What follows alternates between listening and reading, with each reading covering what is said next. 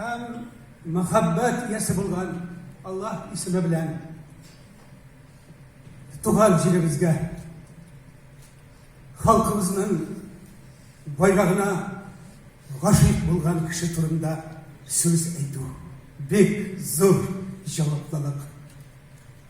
Öz devrinin, öz icadında, içtimai siyasi meselelerinde ko'tarib çıkan edip, söz ustası, publitsist Aydar Necmettin ulu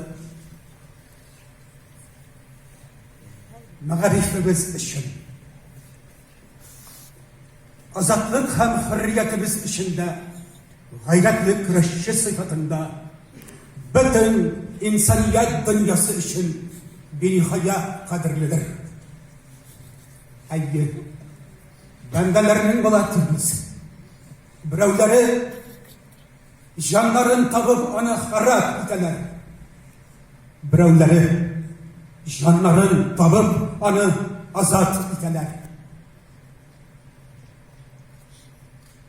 Üzerinin mübarek ismin İslam'ın hem milletinin yeşil bayrağına altın ukalar bilen yazgan Aydar ağabeyimiz. Bugün siz yaşayan topraklarga gül üstü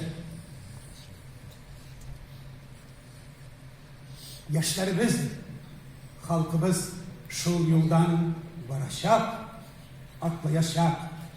Biz ehli İslam cemaatimiz, halkımızın oğulları hem kızları siz yaşayan, siz yürüyen yerini ubep, didek dağlar gevheri hem dahi bulsun deyip seneler cevheri ayı her halkının bula kahramanları bir tüpleri selametlik yollarına alıp çıkışı birkitleri ne Danis Şakirov aytgancha birkitleri ne Aydar abzimiz o'zi aytgancha mana mening köpek yolg'izlari deydi.